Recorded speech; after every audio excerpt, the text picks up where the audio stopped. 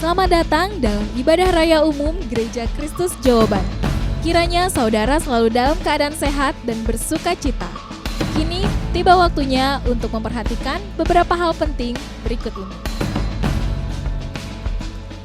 Bagi saudara yang ingin mengikuti informasi gereja, saudara dapat mengikutinya melalui aplikasi GKJ Family dengan cara mendownload di Play Store. Dan jangan lupa untuk follow Instagram gereja di @newgkj. Untuk saudara yang mempunyai kerinduan untuk memberikan persembahan bagi gereja, saudara dapat mentransfer ke rekening BCA atau dapat melalui aplikasi GoPay, Dana, OVO, M-Banking BCA, atau M-Banking bank lainnya dengan men-scan QR Code berikut ini. Untuk saudara yang rindu memberikan kas sosial, saudara dapat mentransfer ke rekening BCA berikut ini. Bagi saudara yang ingin memberikan persembahan persepuluhan, saudara dapat mentransfer ke rekening berikut ini. Terima kasih untuk perhatian dan persembahan saudara. Selamat melanjutkan ibadah. Tuhan Yesus memberkati. Shalom. Bersyukur kita ada di rumah Tuhan dalam keadaan yang luar biasa. Jangan takut, jangan gentar, sebab Allah bersama kita. Allah yang dahsyat, Allah yang hebat, Allah yang luar biasa, itulah yang menyertai kita. Mari bangkit berdiri jemaat Tuhan. Kita akan memuji dan menyembah Allah kita. Haleluya. Sekalipun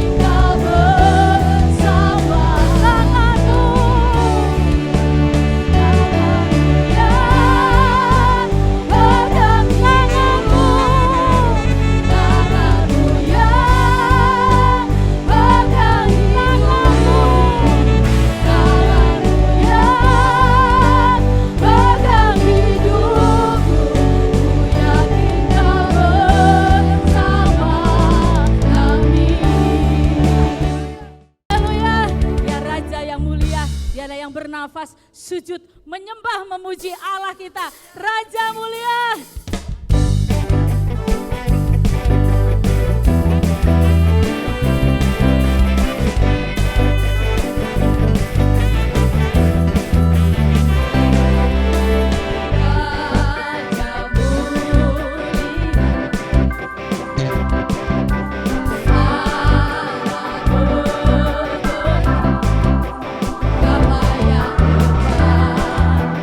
Kuasa namanya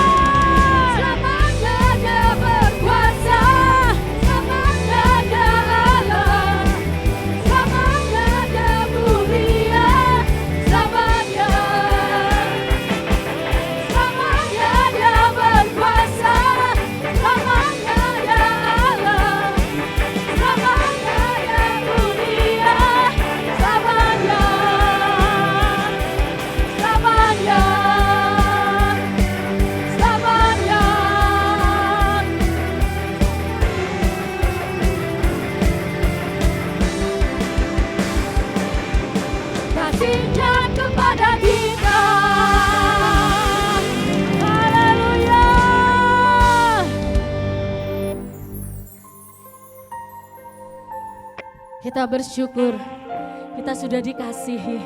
Ada yang mengasihi kita, bukan dengan harta dunia, tetapi dengan darahnya yang mahal. Kasih yang tidak bisa terbalaskan dengan hidup kita. Tapi biarlah seluruh kehidupan kita berikan buat Tuhan yang sudah menyelamatkan kita. Haleluya. Terpujilah Engkau Tuhan Yesus. Haleluya.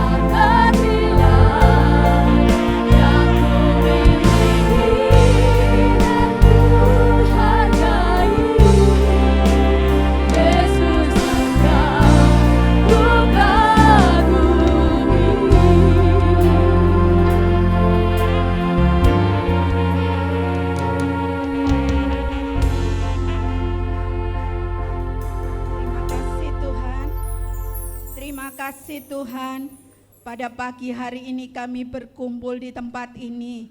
Terima kasih untuk kasih Tuhan dalam hidup kami.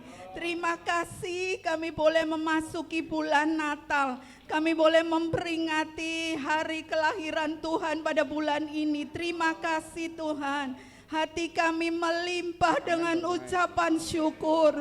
Engkau baik dalam kehidupan kami. Terima kasih Tuhan, terima kasih. Sebentar kami akan mendengarkan kebenaran firman. Kiranya terlebih dahulu Tuhan mau sucikan hidup kami. Kuduskan hidup kami, agar kami layak menerima kebenaran itu dalam hidup kami. Biarlah kebenaran itu masuk dalam hati kami yang terbaik, dan boleh kami lakukan dalam kehidupan kami.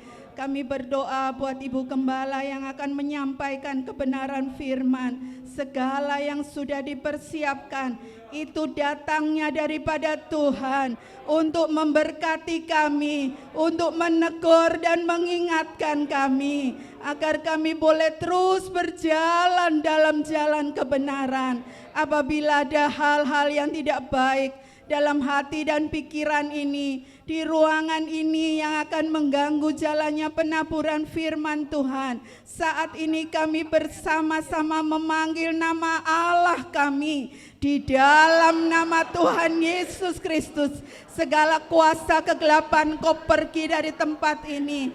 Biarlah hanya roh Tuhan yang menguasai kami, menguasai hati dan pikiran kami.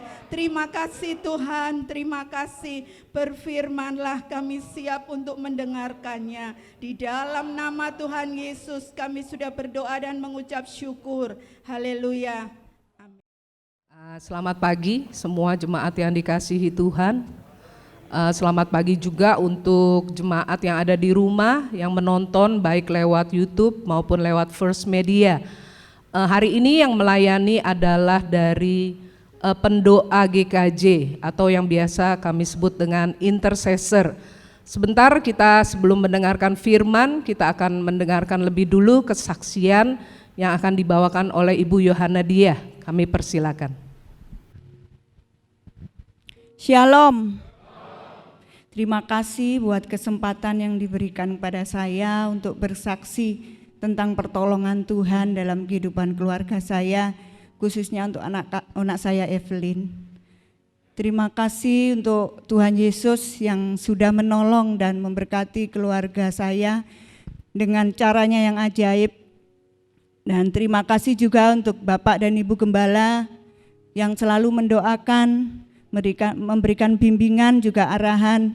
Terima kasih juga untuk teman-teman di Intercessor dan Kersel ada 3 yang membantu dalam doa. Puji Tuhan kalau tahun ini anak saya Evelyn bisa melanjutkan kuliah. Itu semua karena pertolongan Tuhan yang luar biasa. Awalnya Evelyn ingin kuliah di Universitas Udayana. Kami sudah berusaha, Evelyn belajar, berdoa, tapi tidak lolos. Dan sempat kecewa waktu itu karena tidak lolos di Universitas Udayana. Tapi Tuhan punya cara yang luar biasa untuk menolong anak-anaknya. Waktu itu sebelum pandemi, pimpinan dari suami saya pernah omong-omong masalah kuliah Evelyn. Evelyn harus kuliah bagaimanapun caranya. Otomatis kami berharap waktu itu ada sedikit harapan bahwa akan mendapat bantuan dari beliau. Tapi setelah pandemi terjadi, beliau tidak pernah lagi tanya-tanya gimana kuliahnya Evelyn atau gimana.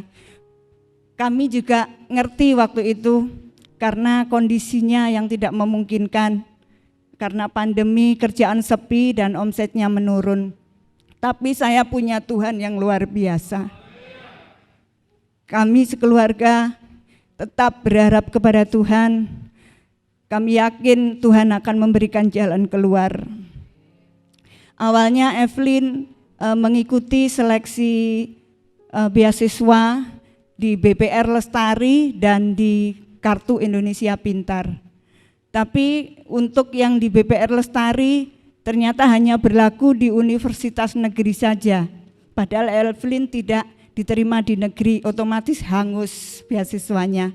Tapi kami yakin dan percaya waktu itu Tuhan akan menolong. Dan Evelyn mencari informasi-informasi, ternyata puji Tuhan Kartu Indonesia Pintar berlaku juga di universitas swasta. Dan Evelyn mulai mendaftar di Undiknas yang menerima KIP waktu itu. Dan puji Tuhan, Evelyn diterima menjadi mahasiswa KIP. Itu semua karena pertolongan Tuhan. Yang harusnya kami membayar uang daftar ulang sebesar 4 juta dan uang kuliahnya 14 juta per tahun. Tapi kami tidak mengeluarkan uang sepeser pun. Itu semua karena pertolongan Tuhan yang luar biasa. Tuhan tidak mau kita mengandalkan manusia. Hanya Tuhan yang bisa kita andalkan.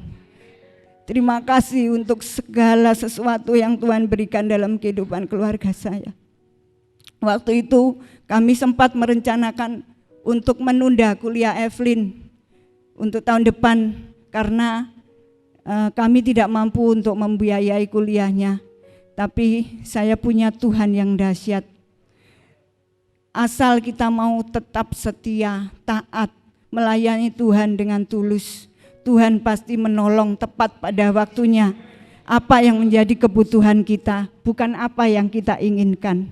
Terima kasih, demikian kesaksian saya, semoga menjadi berkat. Tuhan Yesus memberkati. Terima kasih untuk kesaksiannya Bu Diah. Kita akan langsung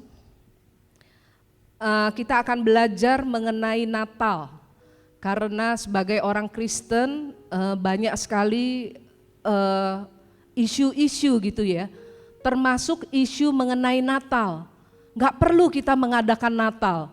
Karena katanya mengadakan Natal itu merupakan bentuk penyembahan terhadap dewa matahari kah, dewa pertanian kah, dan sebagainya.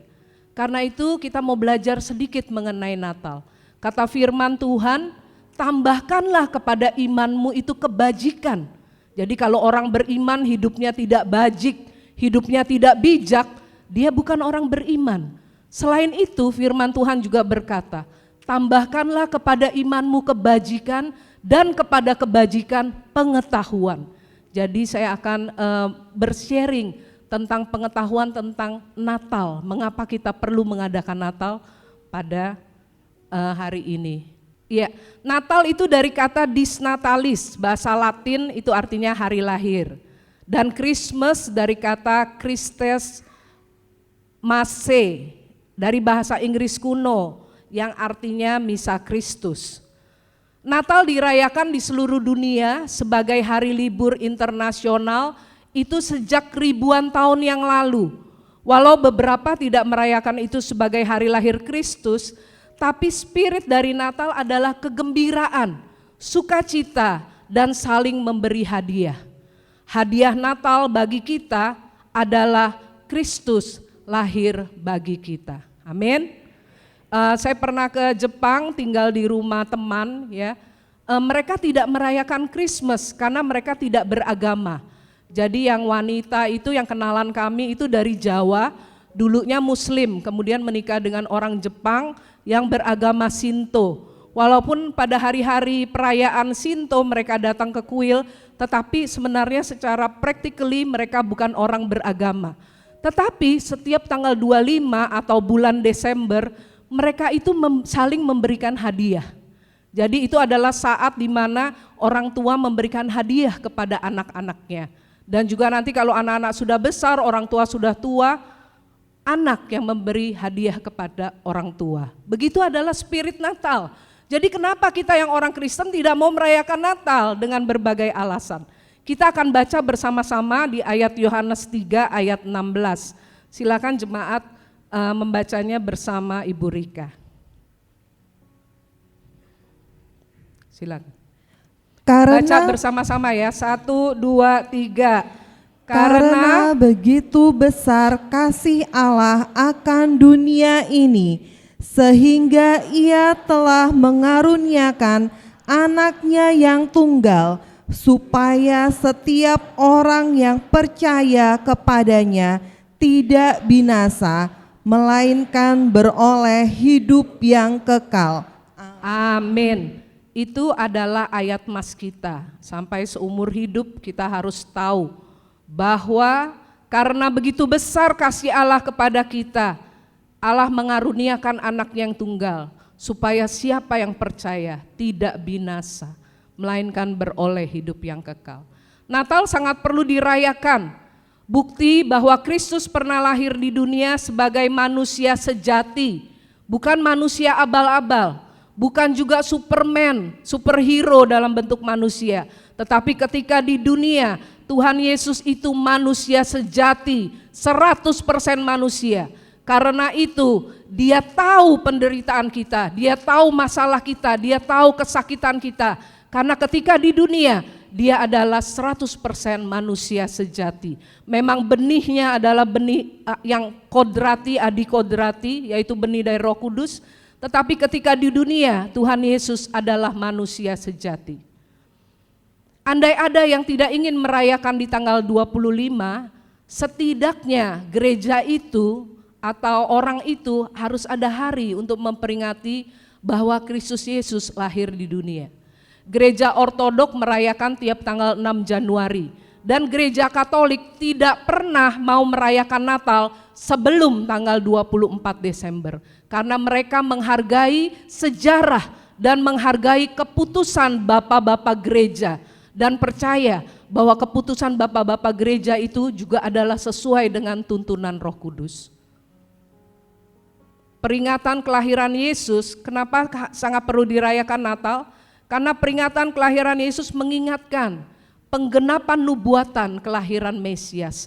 Jadi ada nubuatan tentang kelahiran Mesias sudah sejak 3.000, 4.000 tahun yang lalu. Mesias akan datang di kota Bethlehem dan sebagainya. Dengan merayakan Natal mengingatkan bahwa nubuatan tentang kelahiran Mesias sudah terpenuhi. Jadi ada quote dari Spurgeon, Bapak Sekolah Minggu. One of the most momentous facts which the history of the world records is the fact of Christ's birth. Jadi salah satu fakta yang sangat penting yang pernah dicatat oleh sejarah adalah bahwa Tuhan Yesus telah lahir. Jadi jangan pernah mau dibohongin oleh gereja-gereja yang entah kenapa mereka tidak mau merayakan Natal. Dengan tidak merayakan Natal mereka menyangkali bahwa Tuhan Yesus pernah lahir di dunia. Ya, jadi kalau ada yang ngajarin Bapak Ibu jangan mau merayakan Natal karena Natal itu gini-gini, suruh nonton YouTube hari ini. Ya, suruh nonton YouTube dan suruh mereka like dan subscribe. Haleluya. Bukti bahwa Alkitab dan bapak-bapak gereja tidak salah untuk Natal di tanggal 25 Desember. Lukas 1 ayat 26 kita tidak baca ayatnya ya, nanti baca di rumah. Saya akan jelaskan saja karena ini agak panjang. Lukas 1 ayat 26-27 di sana dikatakan pada bulan ke-6.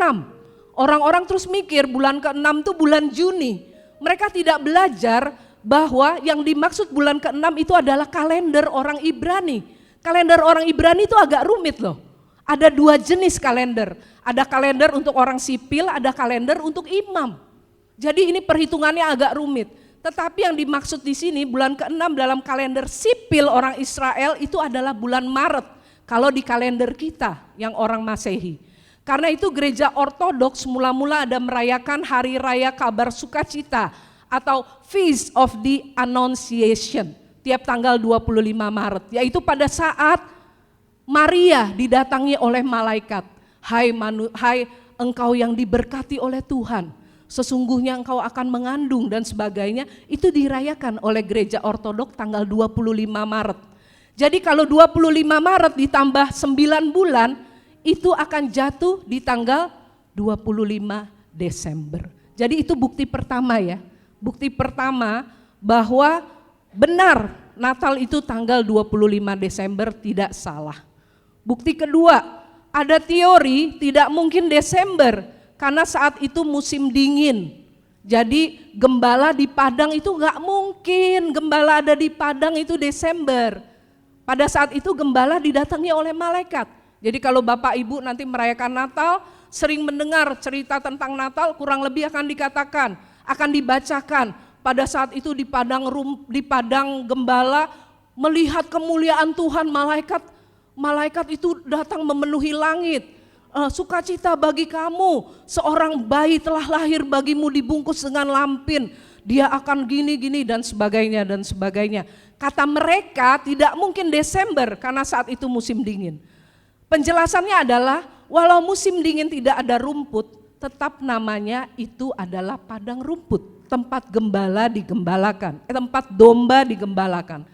Terlebih ternyata mereka bukan sembarangan gembala, tetapi adalah gembala domba orang Lewi. Nanti kita akan belajar, dikerasin sedikit.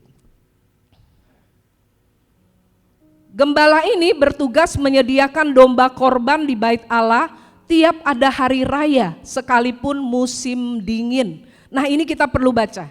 Bilangan 28 ayat 1-4 silakan akan dibacakan oleh Ibu Rika.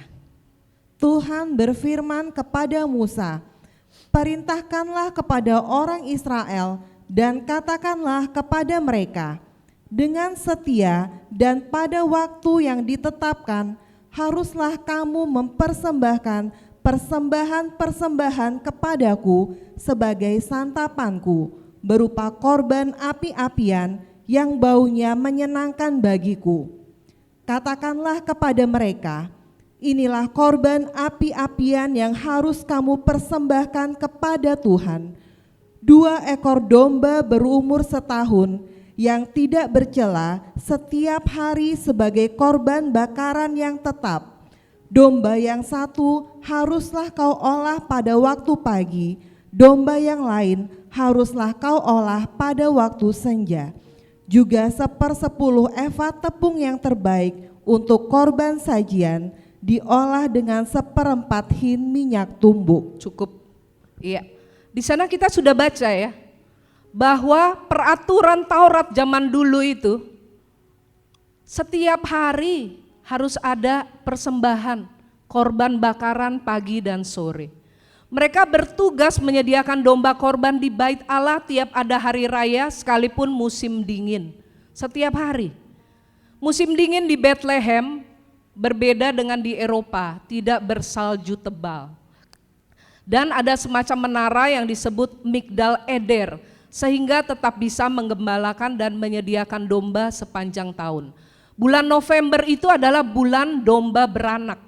Jadi gembala harus ada di sana, di dekat domba-domba, untuk supaya masa-masa krusial dalam kehidupan anak domba bisa tetap terpantau oleh gembala. Mengapa saya berani berkatakan bahwa mereka adalah gembala domba orang Lewi? Kalau ibu baca di Lukas nanti ya, di sana dikatakan bahwa malaikat itu berkata begini, kamu akan menjumpai bayi yang terbungkus dengan lampin di dalam palungan.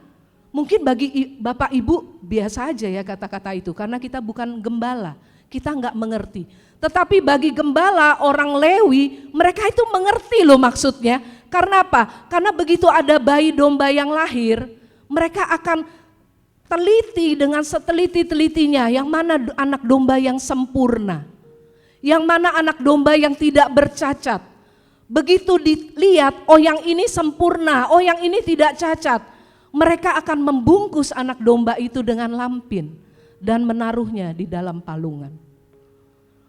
Gembala sudah diberitahu oleh malaikat bahwa yang lahir itu adalah anak domba Allah untuk menyelamatkan umat manusia.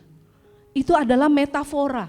Jadi kiasan dari Yesus adalah anak domba Allah. Karena itu mungkin bahwa Desember Tuhan Yesus lahir. Ya, jadi itu teori kedua sudah dipatahkan. Ini dia yang namanya Migdal Eder, kurang lebih seperti ini. Ini padang gurun di Bethlehem. Bethlehem adalah tempat padang rumputnya Yerusalem.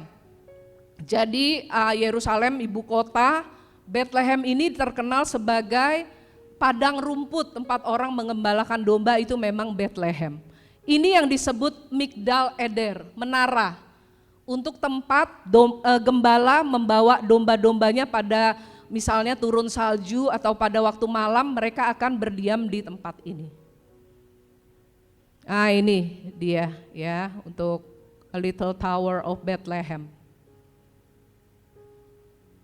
Memang di Alkitab tidak ada berita mengenai merayakan hari kelahiran Kristus. Karena gereja awal saat itu berfokus pada penyebaran Injil dan aniaya dari pihak penguasa. Pada saat Tuhan Yesus naik ke surga, kemudian Rasul Paulus dan rasul-rasul itu tugas utamanya adalah menyebarkan Injil.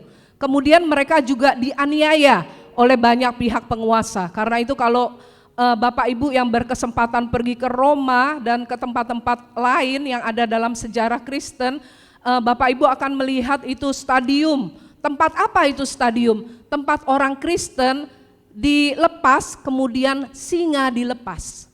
Singa dilepas, orang Kristen dilepas. Tetapi Bapak Ibu harus belajar dari sejarah. Pada saat itu orang-orang Kristen yang menghadapi kematian untuk dimakan oleh singa-singa yang kelaparan, mereka tuh tidak ketakutan. Mereka tidak gini, Tuhan Yesus tolong, mana janjimu Tuhan Yesus, sangis-sangis, tidak. Sejarah mencatat pada saat itu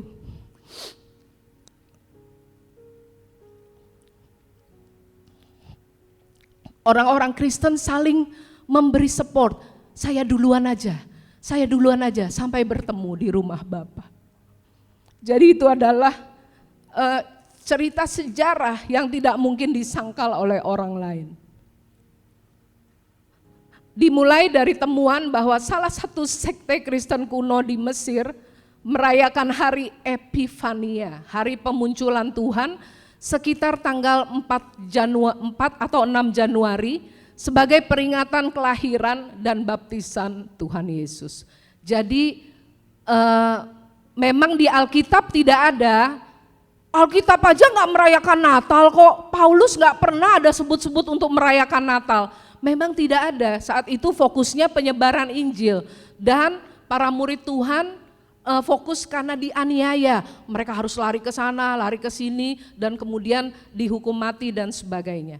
Dan ada teori bahwa Natal 25 Desember adalah pesta tradisi Romawi prakristen, yaitu untuk dewa pertanian Saturnus, di mana puncaknya adalah di titik balik musim dingin dalam kalender Julian. Orang Romawi juga ada kalender dulu, kalender kuno namanya kalender Julian. Dan supaya orang Romawi tetap bisa pesta di tanggal tersebut, kaisar pertama Kristen Romawi yaitu Konstantin I Paulus Julius I memutuskan bahwa pada tahun 350 supaya kelahiran Yesus dirayakan di tanggal yang sama. Jadi teori ini sepertinya masuk akal, masuk logika. Jadi setelah orang Kristen dianiaya dan Injil diberitakan ke seluruh dunia, akhirnya orang Romawi itu memutuskan pada sekitar tahun 350 itu bahwa Kristen adalah agama nasional, agama negara. Jadi saat itu orang Kristen bebas beribadah, tapi sebelumnya mereka itu biasa menyembah dan merayakan pesta tradisi untuk menghormati dewa pertanian Saturnus. Nah, supaya tradisi itu tetap berlangsung, makanya Natal tanggal 25 Desember itu disuruh di tanggal yang sama dengan peringatan dewa pertanian Saturnus. Itu kata teori tersebut. Mungkin itu benar, mungkin tidak, tetapi pendapat ini ditolak oleh Gereja Ritus Timur yang telah merayakan kelahiran Yesus sejak abad kedua.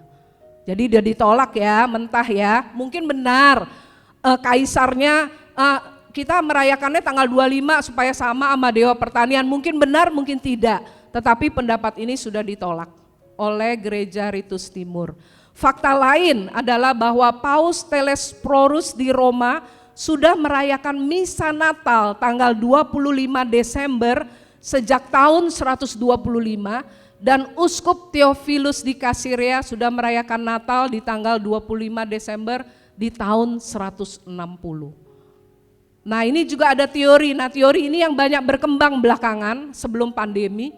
Jadi orang Natal itu nggak perlu Natal, itu menyembah dewa matahari dan sebagainya. Mungkin Bapak Ibu pernah mendengar. Memang pas pandemi tidak ada rumor begitu. Karena apa? Waktu pandemi orang bahkan nggak ke gereja, di rumah masing-masing. Jadi nggak perlu ada isu itu, memang orang nggak merayakan, ya kan, merayakan di rumah aja. Di sini teorinya katanya dikemukakan oleh Paul Ernest Jablonski di abad 18.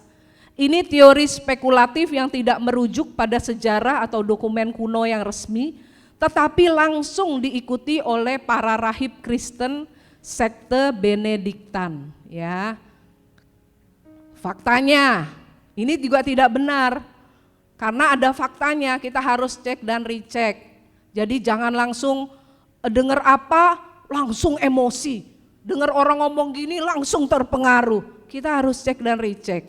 Orang Kristen sudah merayakan Natal jauh sebelum adanya ritual kelahiran dewa matahari di Roma tahun 306 itu.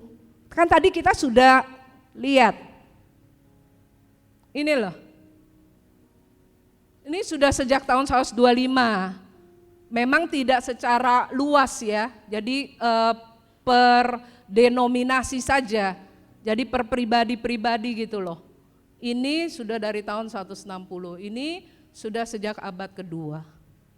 Jadi teori ini juga ditolak dan tidak benar. Bahkan dalam catatan awal Bapak Gereja, jadi kalau sejarah itu terutama di Gereja Katolik itu ada loh. Sejarah tulisan-tulisannya, jadi itu bisa dicek.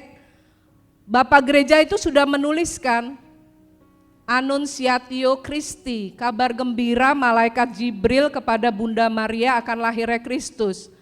Mereka itu merayakan tiap tanggal 25 Maret, kabar dari malaikat ke Bunda Maria. Nah, jadi berarti kalau ditambah 9 bulan sama dengan 25 Desember.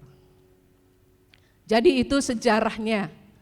Jadi jangan lagi diombang-ambingkan seperti kata firman Tuhan, seperti gelombang laut, diombang-ambingkan angin ke sana ke sini. Dengar berita ini terpengaruh, dengar berita ini terpengaruh. Karena apa? Karena enggak baca Alkitab. Karena enggak ada persekutuan pribadi. Jadi datang ke gereja hanya ikut teman, hanya ikut orang banyak, hanya ikut, ya dari dulu saya orang Kristen. Jadi tidak ada menambahkan kepada imannya kebajikan dan kepada kebajikan pengetahuan. Nah, tadi sudah ada diberikan pengetahuan. Nah, sekarang kita harus belajar apa yang dilakukan tokoh Natal setelah mendengar dan melihat Yesus. Dan apa aplikasinya kepada kita setelah kita mendengar tentang kelahiran Yesus. Karena begitu besar kasih Allah kepada dunia sehingga ia memberikan anaknya yang tunggal dan sebagainya dan sebagainya. Apa perubahan apa dalam hidup kita, aplikasi apa dalam kehidupan kita, kita akan belajar dari 4 tokoh Natal ini secara singkat. Yusuf, kita akan baca di Matius 1 ayat 24, silakan. Sesudah bangun dari tidurnya, Yusuf berbuat seperti yang diperintahkan malaikat Tuhan itu kepadanya. Ia mengambil Maria sebagai istrinya. Amin. Amin. Baca sekali lagi ya bersama ya. 1, 2, 3. Sesudah bangun dari tidurnya, Yusuf berbuat seperti yang diperintahkan malaikat Tuhan itu kepadanya. Ia mengambil Maria sebagai istrinya. Amin. Amin. Di sana firman Tuhan mencatat, Yusuf berbuat seperti yang diperintahkan. Apa yang diperintahkan? Tetap mengambil wanita yang sudah hamil. Dia tidak protes. Bapak Ibu harus tahu kenapa Yusuf dipilih oleh Tuhan. Tentu tokoh-tokoh Alkitab dipilih karena karakternya, ya. Tetapi di balik sebelum sejarah itu terjadi, Yusuf kemudian menjadi bapaknya Tuhan Yesus dan sebagainya. Yusuf itu dipilih karena silsilahnya yang keren, yang bergengsi. Siapa itu Yusuf? Yusuf itu keturunan Daud. Itu keren loh, bobot bibit bebetnya semuanya masuk. Coba kalau di Indonesia atau di Arab, yang keturunan Nabi Muhammad dihormati enggak? Dibilang Habib, padahal enggak tahu benar apa enggak. Habib kayak disembah. Yusuf dipilih karena sejarahnya yang mentereng. Dia itu keturunan Daud. Tapi ketika Tuhan bilang untuk ambil Maria sebagai istrinya, Maria itu sudah hamil, tapi kamu jangan ceraikan. Kamu harus ambil dia sebagai istrimu. Yusuf berbuat seperti yang diperintahkan. Kadang-kadang orang itu ada rasa kepemilikan yang negatif loh. Itu tunanganku loh, itu istriku loh, itu pelayananku loh, itu gerejaku loh, itu iniku loh, itu iniku loh. Secara negatif, yang artinya itu kepemilikannya, egonya. Ya kalau misalnya menerangkan kepemilikan secara positif itu kerselku loh, maksudnya saya harus bertanggung jawab terhadap kersel saya, itu sesuatu yang positif. Tetapi kadang-kadang orang itu negatif kepemilikannya. Itu tunanganku loh, ngapain kok dia yang dipakai untuk hamil duluan? Saya nggak rela. Karena itu kadang-kadang kalau anak-anak Tuhan itu guyon soal Yusuf ini. Misalnya ada suami yang istrinya lebih dominan gitu ya. Maksudnya pelayanan di gereja, singor, pengkhotbah dan sebagainya. Lebih terkenal daripada suaminya gitu ya. Anak-anak Tuhan tuh suka bilang, oh suaminya itu punya karunia Yusuf gitu loh. Jadi kayak dibuat guyonan. Tetapi kita belajar Yusuf itu kerendahan hati. Dia berbuat seperti yang diperintahkan. Firman Tuhan berkata, iman tanpa perbuatan itu hakikatnya mati. Kamu mau bilang iman, kamu mau tulis quote seolah-olah kamu rohani. tanpa perbuatan, itu hakikatnya mati. Mungkin tidak di mata manusia, tetapi di mata Tuhan, secara spiritual kamu sudah mati. Juga Yusuf ini tidak egois. Kalau Bapak Ibu baca ayat ke-25, di situ dikatakan Yusuf tidak kumpul dengan Maria walaupun sesudah menikah sampai Tuhan Yesus lahir. Saat Yusuf diomongin oleh malaikat, apakah ada diomongin nggak boleh kumpul dengan istrinya? Ada, Bapak Ibu baca? Setelah menikah jangan kumpul dulu ya sampai Tuhan Yesus lahir. Ada, Bapak Ibu baca? Tidak ada ya. Tetapi Yusuf melakukan melebihi yang diperintahkan.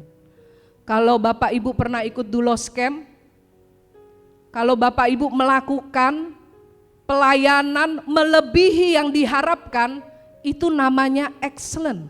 Betul ya, siapa yang masih ingat? Itu namanya excellent. Berarti pelayanan Yusuf di dunia, ketika dia dipilih menjadi bapaknya Tuhan Yesus, di mata Tuhan pelayanannya adalah excellent.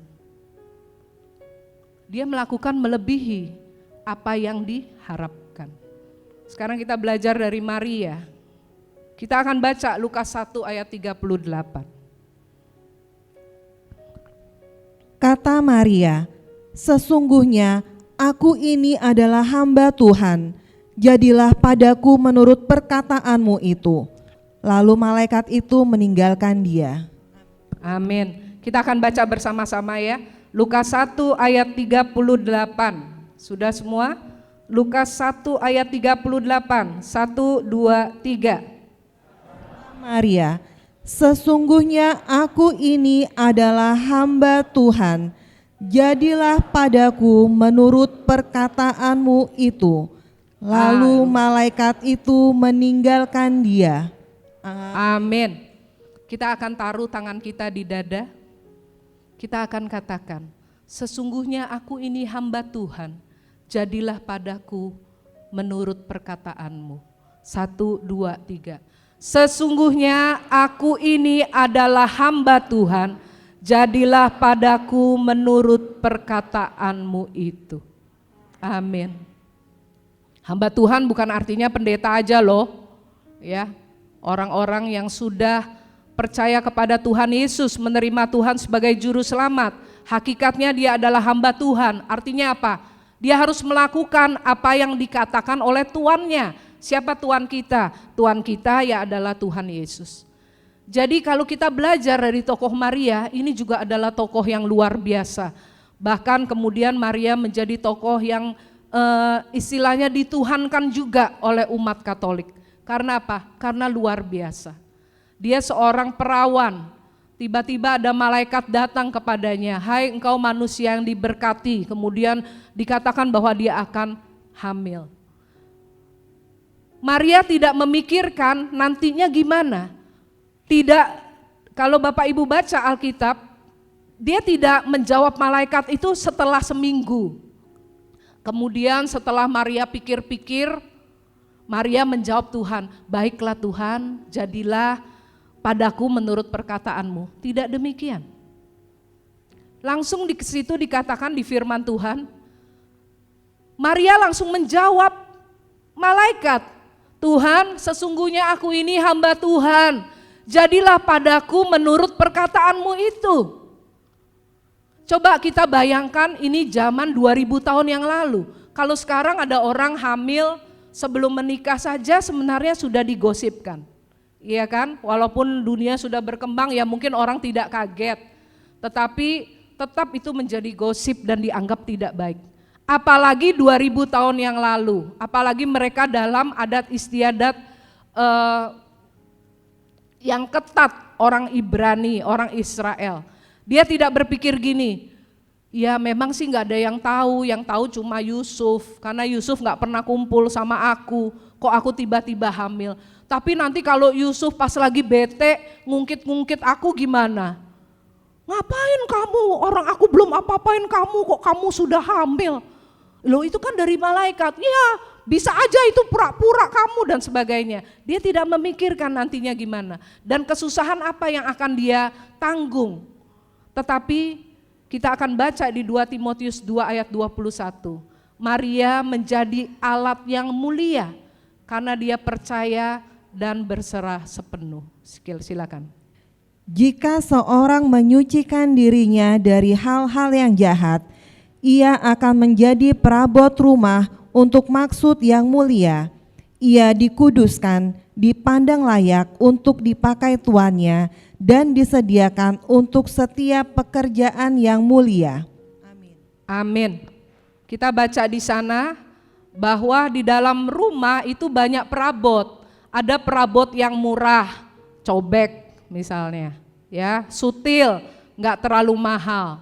Tapi ada perabot yang luar biasa. Kalau di rumah orang-orang kaya, piringnya dan sendoknya itu dari perak, ya, harus dibersihkan, mungkin setengah tahun sekali dengan cairan khusus. Kemudian juga ada orang-orang kaya yang perabotnya itu bak mandinya, kerannya dari emas 24 karat. Juga kemudian ada perabot yang lain, mungkin ada kalung yang ada berliannya, berlian yang karatnya itu berapa dan sebagainya dan sebagainya. Tuhan bilang di dalam rumah Tuhan dan di dalam pekerjaan Tuhan juga seperti demikian adanya. Ada perabot yang biasa, ada perabot yang dipakai Tuhan untuk maksud yang mulia. Untuk Maria, Tuhan memakai Maria menjadi perabot yang sangat mulia. Untuk rahimnya dipakai sebagai tempat Kristus, tempat bakal juru selamat. Dia menjadi perabot rumah yang mulia. Tuhan berkata itu bukan hal yang mustahil bagi kita semua. Tetapi di 2 Timotius 2 ayat 21 dikatakan, jika seseorang menyucikan dirinya dari hal-hal yang tidak baik dan sebagainya, kita baca di sana, dia akan dapat dipakai sebagai perabot rumah yang mulia. Nah, pertanyaannya, apakah kita mau menyucikan diri atau kita mau suka-sukanya aja gitu loh. Kalau itu enak, ya kita lakukan. Kalau tidak enak, kita tidak lakukan. Ya, jangan minta terlalu banyak kepada saya. Ya, saya ini ikut Tuhan, ya memang ikut Tuhan, tapi nggak usah terlalu fanatik. Saya ini sehari-hari kerja. Memangnya gereja mau bayarin kalau saya nggak bisa makan dan sebagainya dan sebagainya. Itu adalah pilihan Bapak Ibu. Firman Tuhan sudah berkata, jika seseorang menyucikan dirinya dan sebagainya, nanti Bapak Ibu baca kembali. Dia akan dipakai sebagai perabotan Tuhan untuk maksud yang mulia. Contohnya adalah Maria ini. Jadi kalau misalnya Bapak Ibu nanti lihat, kok orang itu dipakai Tuhan ya, tadinya bukan siapa-siapa, kok sekarang jadi WL yang luar biasa. Mungkin jadi ketua organisasi yang luar biasa. Kok dia tiap kali dia bisa banyak bawa jiwa. Kenapa? Dan sebagainya. Karena dia menyucikan dirinya dan Tuhan memakai dia menjadi perabot untuk maksud yang mulia. Amin. Kita belajar lagi sedikit singkat-singkat dari Gembala Domba. Ini gak usah kita baca ya karena panjang. Bapak Ibu mungkin sudah sering kali mendengar tentang cerita malaikat mendatangi gembala saat mereka menjaga domba di padang rumput untuk memberitahu bahwa telah lahir bagimu di Bethlehem, engkau akan menjumpai seorang bayi yang terbungkus dengan lampin berbaring di palungan. Gembala domba itu mengatasi ketakutan mereka. Mereka orang yang sederhana. Tadi kita sudah lihat gambar Migdal Eder, itu di padang rumput, kemudian ada menara, tempat mereka bermalam kalau ada hujan salju, kalau malam dingin cuacanya mereka akan masuk ke sana. Itu kalau malam padang rumput itu tidak ada lampu jalan, ya itu padang rumput. Kalau orang Sumba mungkin tahu itu ada savana, tidak ada lampu jalan. Tiba-tiba ada malaikat, katanya ribuan malaikat memancarkan kemuliaan Tuhan gitu, menyanyi, bersorak, bergembira untuk menyampaikan kabar kepada mereka bahwa juru selamat telah lahir. Mereka kan takut, iya kan? Tapi mereka mengatasi ketakutan mereka. Mereka itu bukan penglihatan loh. Mereka itu melihat sungguh-sungguh, bukan penglihatan dalam mimpi atau apa, tidak. Mereka itu melihat sungguh-sungguh. Jadi yang dilakukan oleh gembala, mereka mengatasi ketakutan mereka. Jadi jangan, saya sering dengar cerita-cerita ya, dari saya kecil sampai besar, orang Kristen tau-taunya ketemu hantu gitu loh. Lagi di villa, tiba-tiba kok dia lihat ada suara apa, terus dia takut. Takut, akhirnya dia menyerah. Habisnya Bu, sudah saya dalam nama Tuhan Yesus, suaranya tetap ada. Saya punya banyak loh cerita horor yang saya alami secara pribadi. Tetapi ini yang saya lakukan seperti gembala, mengatasi ketakutan saya. Kemudian gembala itu juga tidak sinis atau apatis dengan status atau keadaan mereka. Tetapi di firman Tuhan, kalau Bapak Ibu baca di Lukas ini, tetapi cepat-cepat berangkat. Jadi banyak orang Kristen itu apatis dengan keadaan mereka. Saya ini orang miskin, pendeta mana mandang saya. Saya ini orang tidak berpendidikan, orang susah, orang miskin. Masa saya ditoleh sama Bapak Pendeta. Bapak Pendeta, Ibu Pendeta mungkin gak noleh Bapak Ibu. Tetapi Tuhan yang melihat bahwa Bapak Ibu menyucikan diri dari hal-hal yang tidak baik, dia akan memakai Bapak Ibu menjadi alat bagi kemuliaan namanya. Gembala tidak apatis dengan status mereka. Di sini dikatakan mereka cepat-cepat berangkat. Karena mereka cepat-cepat berangkat, mereka menjumpai bayi dalam palungan dibungkus dengan lampin, persis seperti kata malaikat. Coba misalnya gembala itu datang, tapi 3 hari kemudian. Mungkin saat itu Tuhan Yesus sedang tidak dibungkus dengan lampin. Mungkin sedang tidak dalam palungan. Tetapi begitu mereka menerima firman, menerima pewahyuan, mereka bersegera melakukan, mereka disuruh pergilah ke sana dan jumpai bayi itu. Mereka cepat-cepat berangkat. Karena itu mereka menjumpai bayi dalam palungan persis seperti kata malaikat. Kemudian lagi, gembala domba dikatakan, nanti kalau Bapak Ibu baca di Lukas ini ya, mereka bersaksi. Bersaksi apa? Karena segala sesuatu yang mereka dengar dan lihat sesuai, katakan bersama-sama, sesuai dengan yang telah dikatakan kepada mereka, bukan melebih-lebihkan.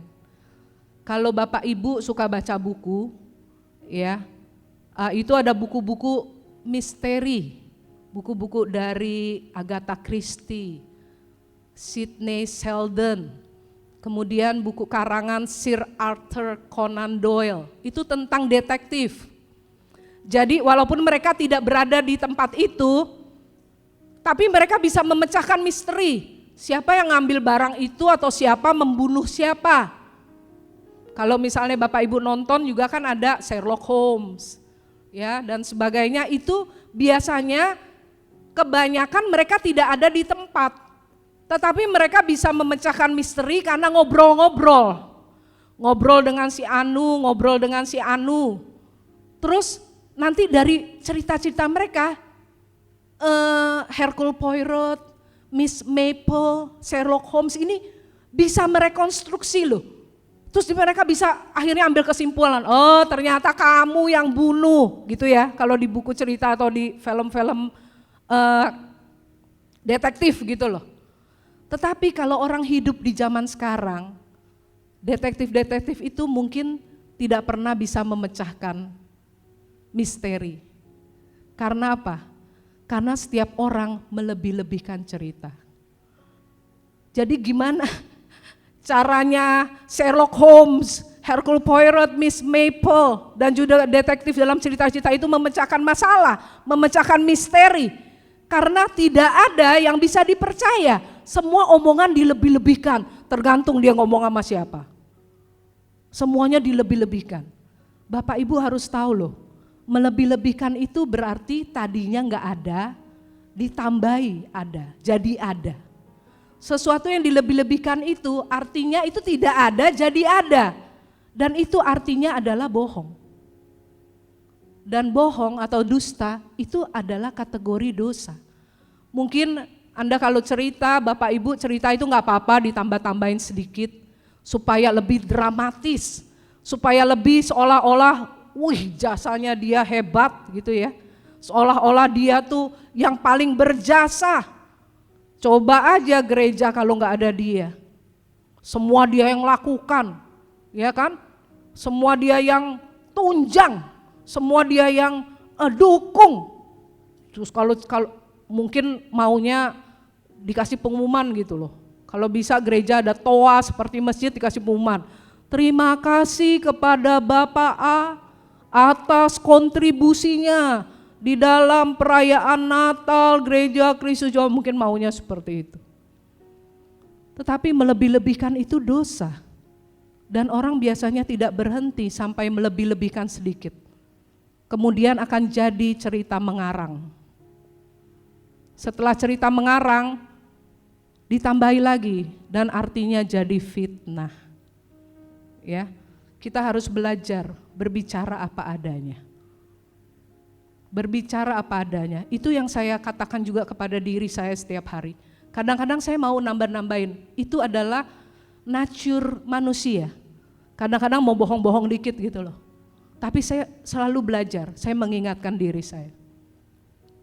Kemudian kalau Bapak Ibu baca di Lukas ini, memuji dan memuliakan Allah. Bukan sok penting difokuskan ke pribadi mereka. Jadi kalau Bapak Ibu kesaksian, tadi kesaksian Budia sangat luar biasa. Sudah saya dan Pak John wanti-wanti, jangan terlalu panjang ya Bu, jangan terlalu panjang. Dan ternyata luar biasa kesaksiannya. Kesaksian itu memuji dan memuliakan Allah.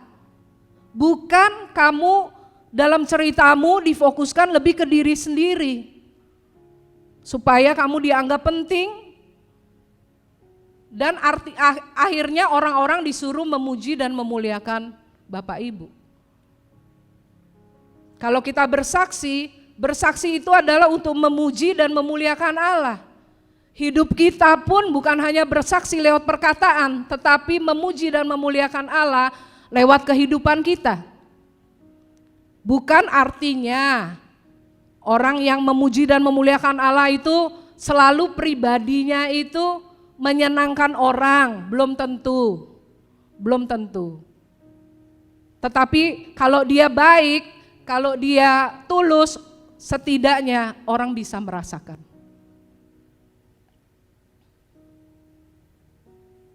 Terakhir, ya, jadi jangan lemes dulu, ini terakhir. Orang Majus, ini juga nggak usah dibaca, nanti Bapak Ibu bisa baca, Bapak Ibu bisa baca di Matius 2 ayat 10 sampai 12. Orang Majus dikatakan bersukacita, dikatakan sujud menyembah, dikatakan memberikan persembahan. Nah sampai sini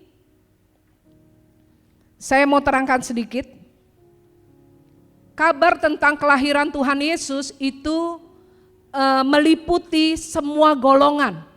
Dari golongan gembala yang notabene tidak berstatus sosial tinggi di dalam masyarakat.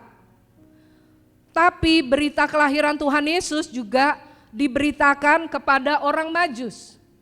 Siapa ini orang Majus? Adalah orang yang kaya dan orang yang berilmu tinggi.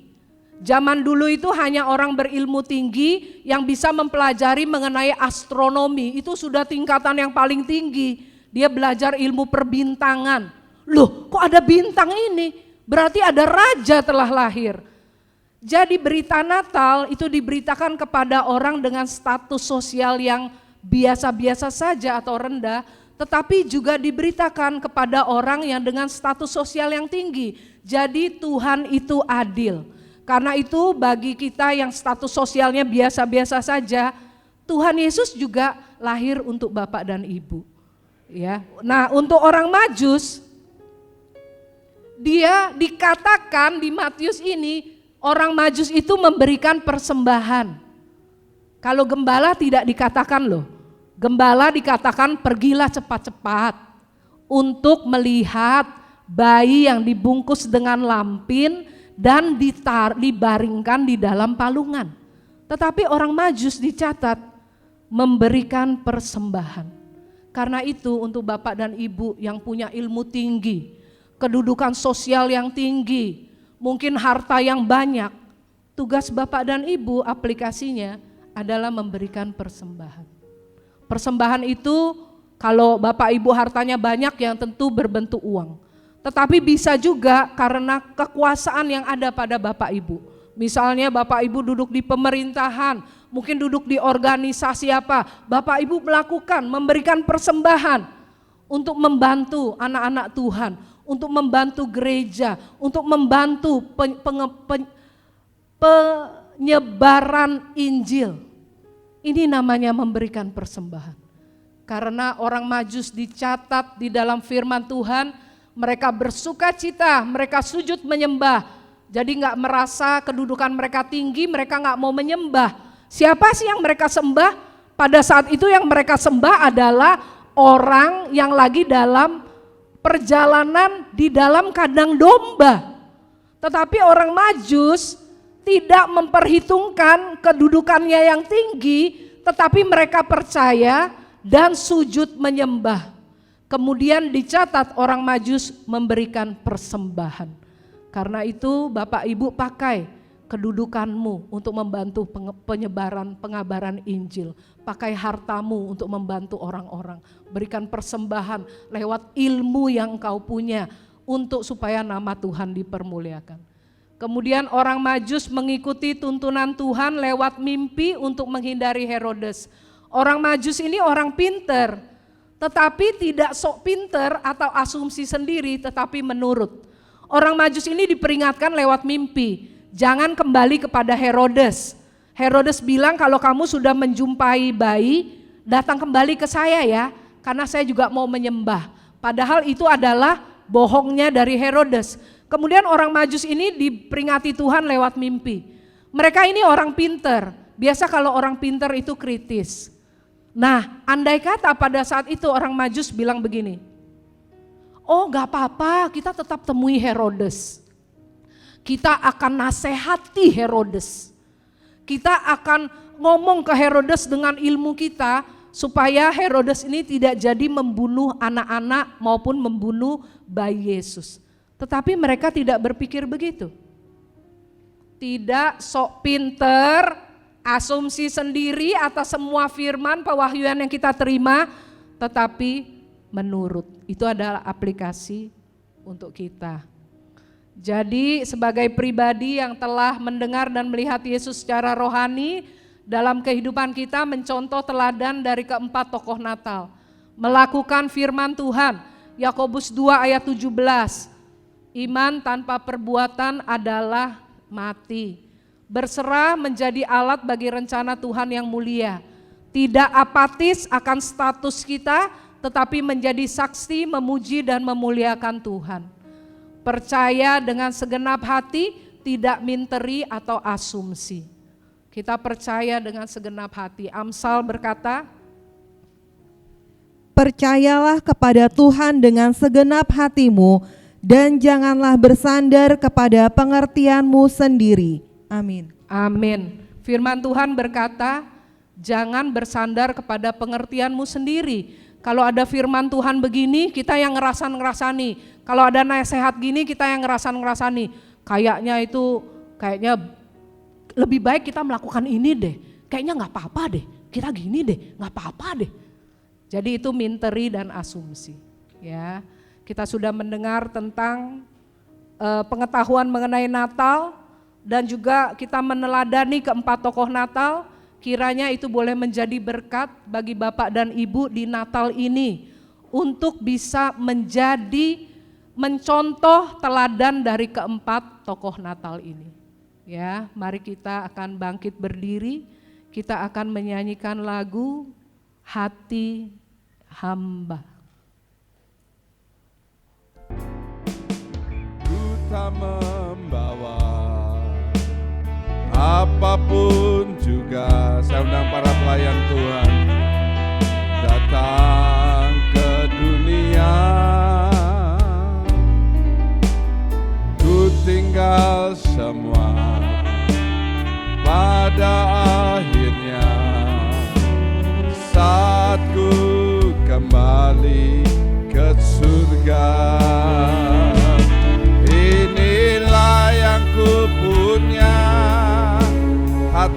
sebagai hamba yang mau taat dan setia padamu Bapa, kemanapun ku bawa hati nyembah dalam roh dan kebenaran sampai selamanya.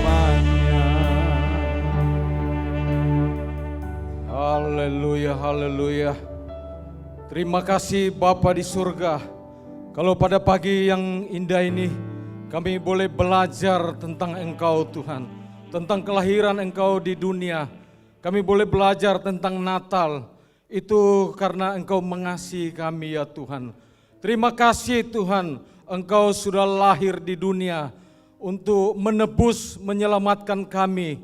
Terima kasih Tuhan, dengan Natal ini boleh membawa kami pengharapan bahwa Allah kami pernah hidup, pernah menjalani hidup di dunia. Biarlah kami Tuhan, pengharapan kami hanya tertuju kepada Engkau ya Tuhan.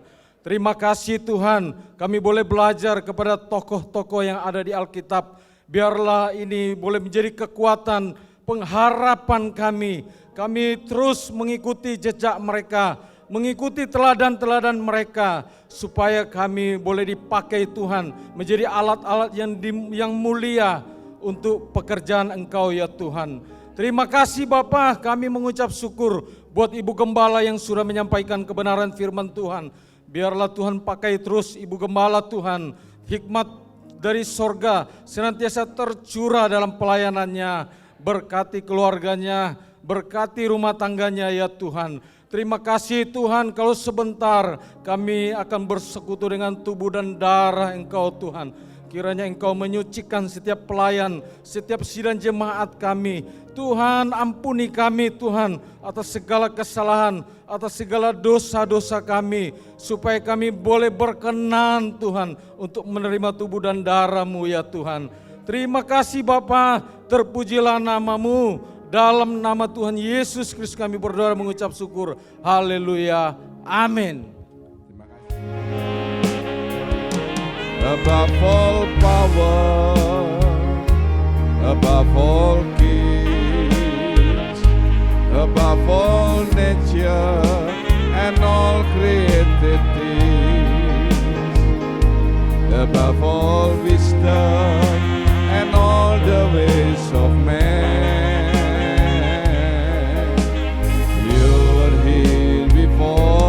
The world began. Above all kingdoms, above all thrones, above all wonders the world has ever known, above all wealth and treasures of the earth, there's no way to measure what you're worth.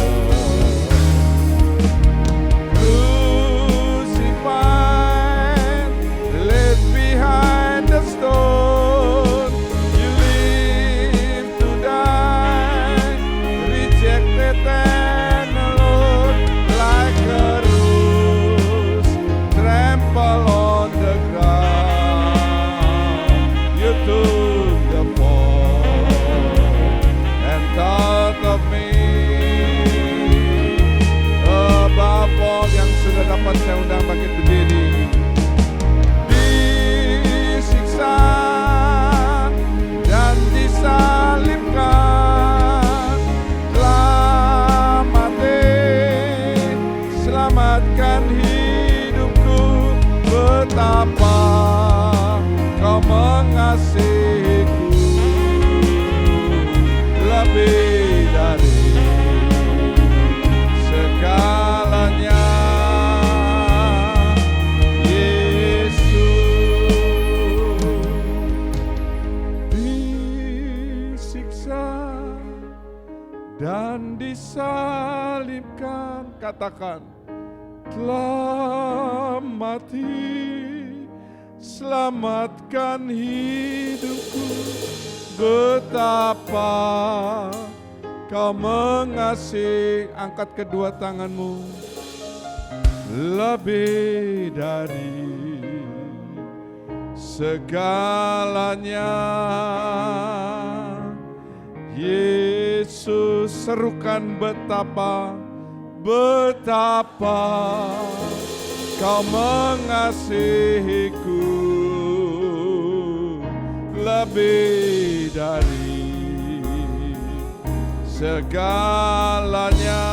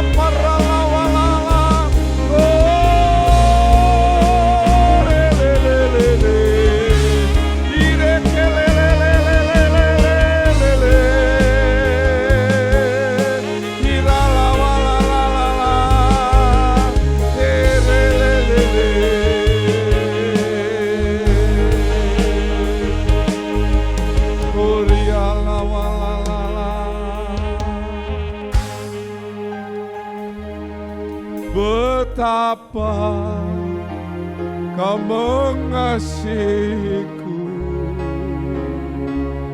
lebih dari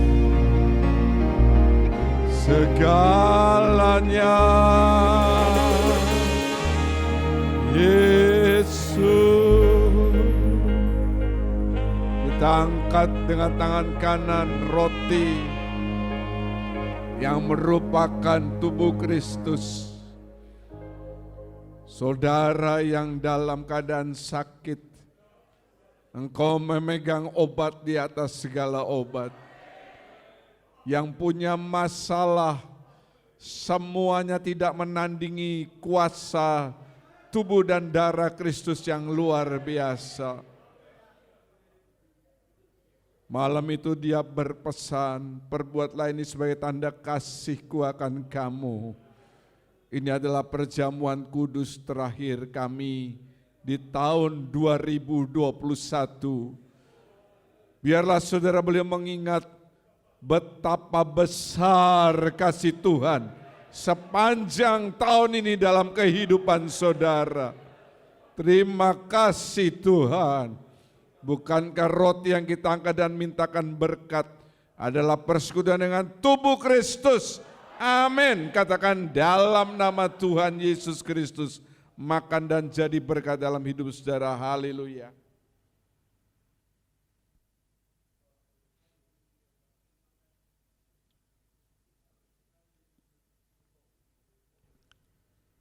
Angkat cawan dengan tangan kanan lebih tinggi daripada kepala.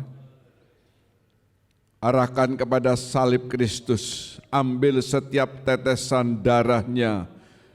Setiap darah Tuhan sangat berguna untuk hidup saudara. Yang yakin dia serukan amin. Terima kasih Bapa, bukankah cawan berisi anggur yang kita angkat mintakan berkat pada hari ini adalah persekutuan dengan darah Kristus. Amin. Dalam nama Tuhan Yesus Kristus, minum dan jadi berkat dalam hidup saudara. Haleluya.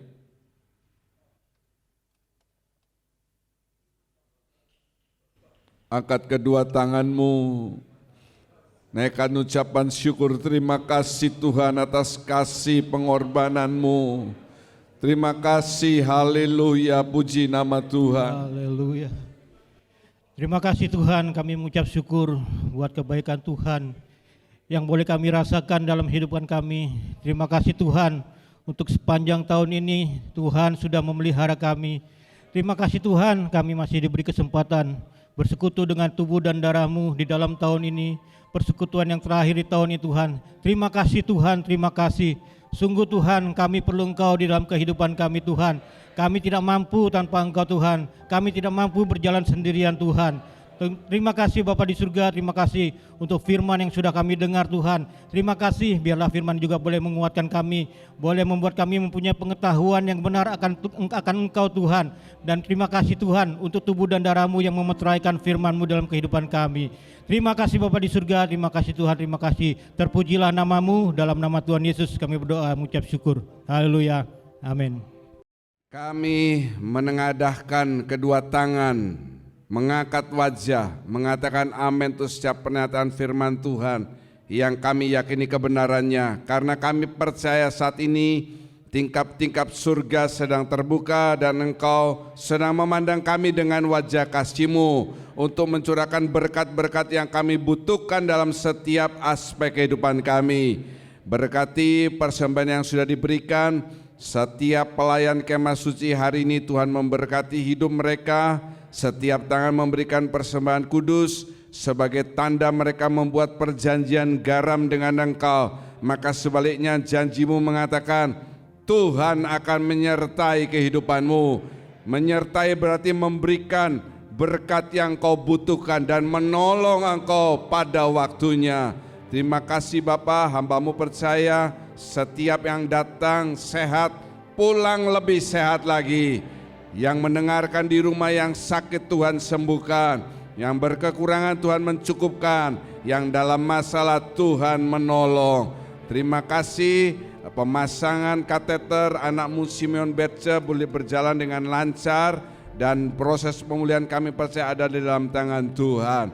Terima kasih Bapa.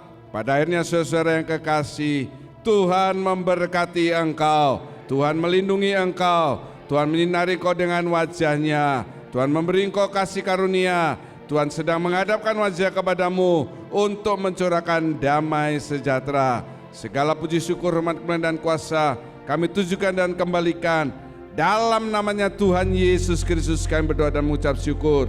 Haleluya. Kiranya Engkau memberkati aku berlimpah-limpah dan memperluas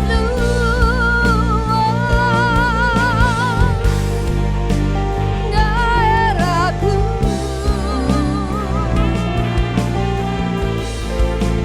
dan kiranya tangan-Mu menyertai aku dan melindungi aku daripada malapetaka, sehingga kesakitan tidak menimpa aku.